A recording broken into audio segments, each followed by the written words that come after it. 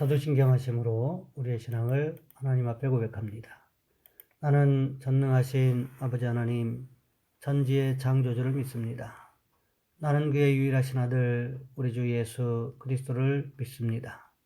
그는 성령으로 잉태되어 동정녀 마리아에게서 나시고 본디오 빌라도에게 고난을 받아 십자가에 못 박혀 죽으시고 장사된 지 사흘 만에 죽은 자 가운데서 다시 살아나셨으며 하늘에 오르시어 전능하신 아버지 하나님 우편에 앉아 계시다가 거기로부터 살아있는 자와 죽은 자를 심판하러 오십니다.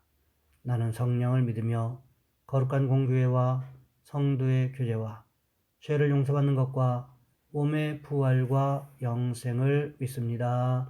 아멘. 찬송가 505장입니다. 찬송가 505장입니다. 온 세상 위하여 나 복음 전하리. 만 백성 모두 나와서 주 말씀 들으라.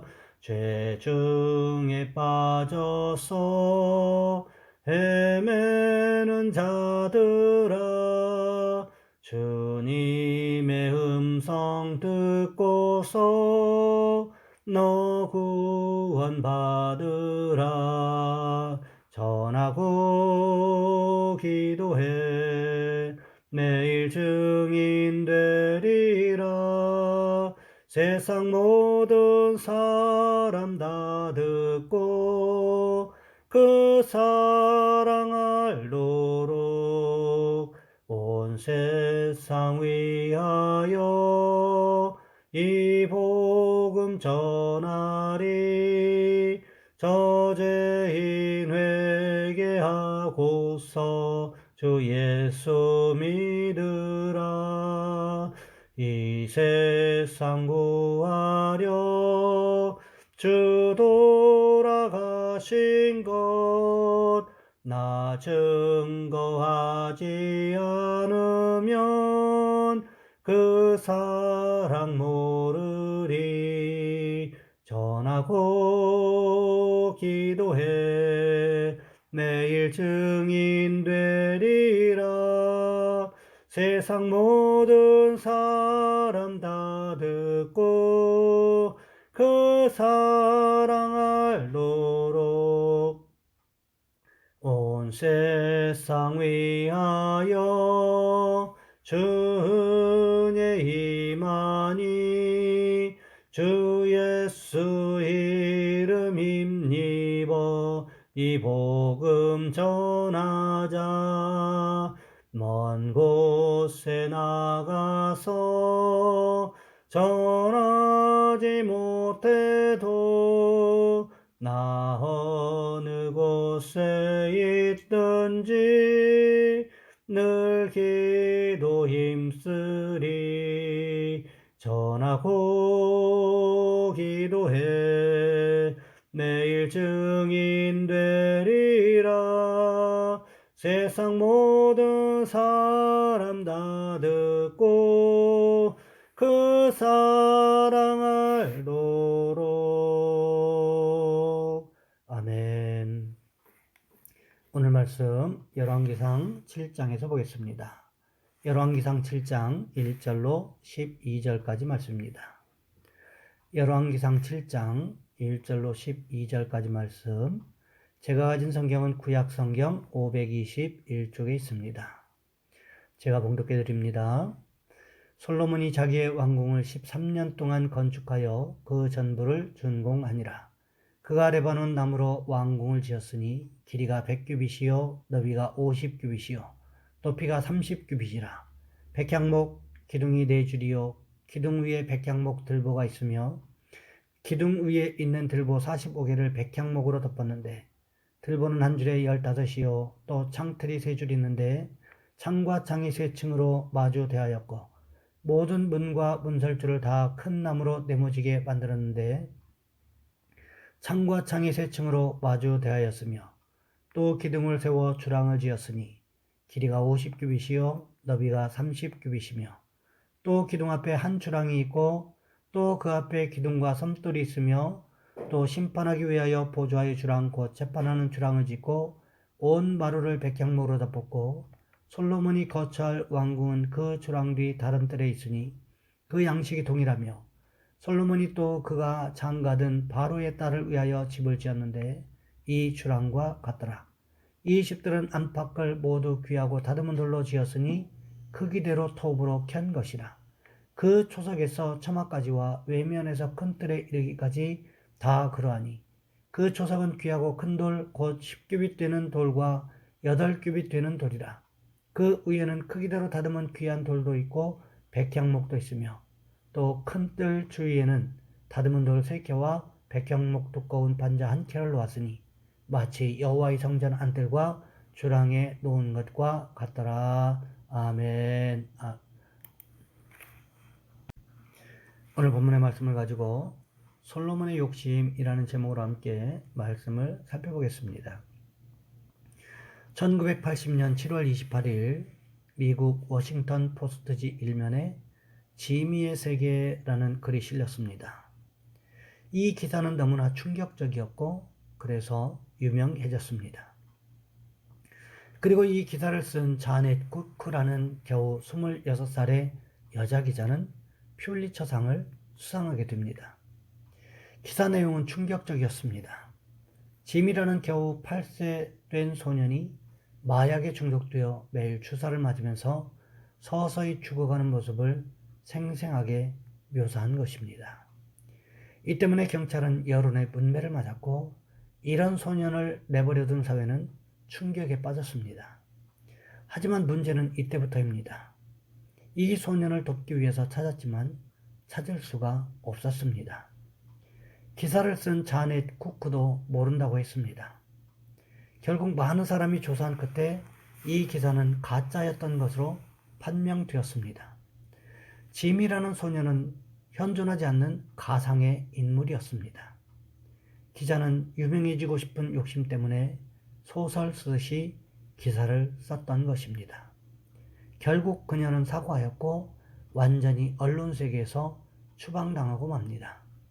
자넷 쿠크 기자는 명예와 성공을 중심에 두고 살았습니다. 마치 지구가 태양 주위를 돌듯이 쿠크 기자는 명예와 성공 주위를 돌면서 명예를 위해서 거짓말도 가리지 않고 사용하였고 그래서 망하게 된 것입니다. 종종 많은 사람들이 쿠크처럼 살아갑니다. 인생에서 무엇을 중심에 두고 살아야 하는지 잊어버리고 삽니다. 그래서 잘못된 것을 중심으로 살아갑니다. 돈, 성공, 명예 중심으로 살면서 자기 인생을 좀먹고 버리게 됩니다.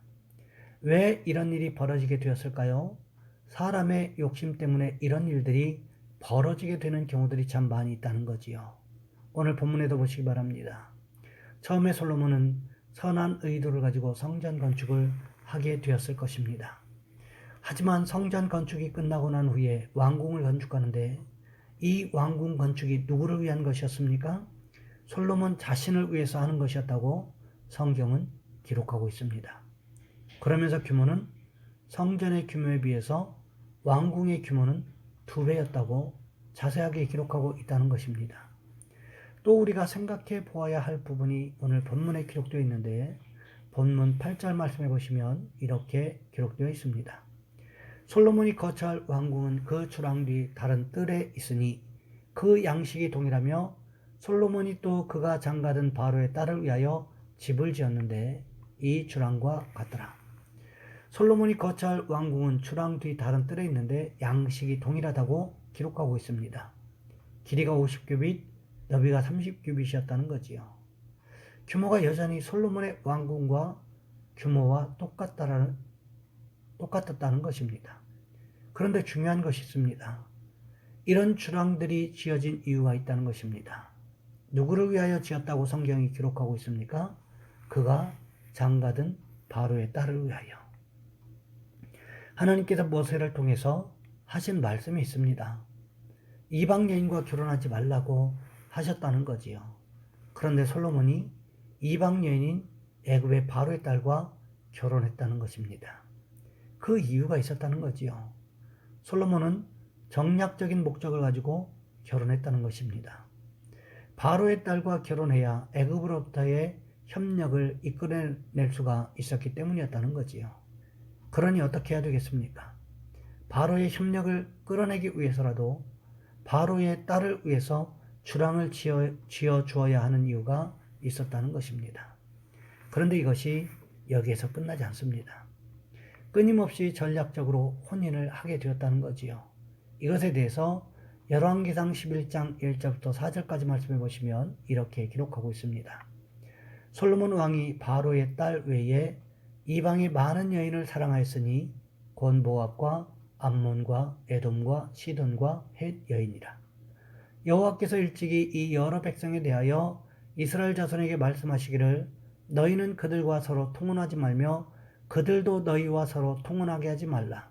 그들이 반드시 너희의 마음을 돌려 그들의 신들을 따르게 하리라 하셨으나 솔로몬이 그들을 사랑하였더라. 왕은 후궁이 700명이요 첩이 300명이라. 그의 여인들이 왕의 마음을 돌아서게 하였더라. 솔로몬의 나이가 많을 때에 그의 여인들이 그의 마음을 돌려 다른 신들을 따르게 하였으므로 왕의 마음이 그의 아버지 다윗의 마음과 같지 아니하여 그의 하나님 여호와 앞에 온전하지 못하였으니. 솔로몬이 정략적으로 결혼하다 보니까 바로의 딸 외에 많은 이방 여인들이 있었다는 것입니다.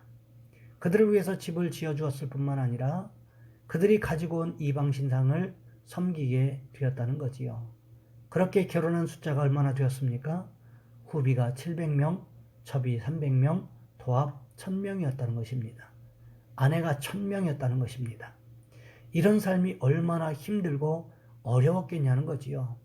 솔로몬이 점점 나이가 들어감에 따라 자신의 욕심을 따라 살아가던 삶으로 인하여 하나님을 떠나게 되었다고 성경은 기록하고 있다는 것입니다. 솔로몬의 욕심은 처음에는 별것 아닌 것 같았습니다. 그런데 문제는 여기에서부터 시작되었다는 거지요. 바로의 딸과 결혼하는 데서부터 문제가 시작되었고 또 그 바로의 딸을 위하여 주랑을 지어주는 데서부터 또 다른 욕심이 시작되었다는 것입니다. 점점 자신의 욕심을 쫓아서 살아가다 보니까 결국 솔로몬의 인생의 마지막 부분에서 하나님은 오간nep서지고 솔로몬의 욕심만 남게 되었다는 것입니다. 우리도 이러할 수 있다는 것입니다. 그러하기에 야고보 사도는 야고보서 1장 15절 말씀에서 이렇게 기록하고 있습니다. 욕심이 잉태한 즉 죄를 낳고 죄가 장성한 즉 사망을 낳느니라. 성령께서 주시는 욕심이 아닌 내 욕심을 내 마음에 품는 순간 어떻게 된다고 말하고 있습니까? 죄를 잉태한다. 그리고 욕심을 잉태한다. 그리고 죄를 낳는다. 이렇게 말씀하고 있지요. 죄가 점점 장성하게 되면 그 죄가 그 사람의 내면을 점령하게 되고 결국 그 삶을 점령하게 되면 어떻게 된다고 말하고 있습니까? 죽게 된다. 이렇게 말하고 있다는 것입니다. 이것에 대해서도 사도 바울은 로마서 6장 23절에서 이렇게 말씀하고 있습니다. 죄의 삭은 사망이요. 성경은 항상 동일하게 말씀하고 있다는 거지요. 오늘 본문의 솔로몬도 살펴보시기 바랍니다. 성전보다 왕궁을 더 화려하게 짓고 싶은 욕심, 그리고 아내를 좀 더 많이 두고 싶은 욕심, 거기에다가 나라를 안정시키고 싶은 욕심, 이런 욕심들이 솔로몬의 삶을 채우다 보니까 결국 솔로몬이 하나님을 떠나는 출발점이 될 수밖에 없었다는 거지요. 그렇게 자신도 모르게 점점 조금씩 하나님을 떠나게 되면서 결국은 하나님께서 꿈속에 나타나셔서 그렇게 경고하셨음에도 불구하고 솔로몬은 하나님의 경고조차도 무시하게 되었고 결국 그 아들 르호보암 때에 하나님의 심판을 받게 되는 처지에 이르게 되었다는 것입니다. 우리도 이러할 수 있음을 기억하셔야 된다는 것입니다. 나도 모르는 사이에 내 삶에 스며든 욕심으로 인하여 하나님을 떠날 수도 있음을 우리는 기억해야 한다는 거지요. 그러니 우리는 어떻게 해야 될까요? 우리 마음의 정원을 잘 관리해야 된다는 것입니다. 어떻게 해야 마음의 정원을 잘 관리할 수 있을까요? 기도와 말씀을 통하여 우리의 마음의 정원을 날마다 살펴보셔야 한다는 것입니다. 바라기는 기도와 말씀으로 우리의 마음의 정원을 잘 관리함으로 인하여 날마다 성령님과 동행하는 축복이 있으시기를 주님의 이름으로 부탁을 드립니다. 이 시간 우리 한 목소리 함께 기도하겠습니다. 하나님, 우리 마음을 하나님의 말씀과 기도로 잘 관리할 수 있도록 도와주시옵시고 날마다 성령과 동행하는 축복 있게 도와주옵소서. 또한 나라와 민족을 위해서 또 코로나 바이러스가 더 이상 확산되지 않고 하나님께서 이 나라와 이 민족을 불쌍히 여겨주시라고 우리 주여 한번 간절히 부르신 후에 한 목소리 함께 기도합니다. 주여, 사랑의 하나님, 우리를 도와주시기를 원합니다.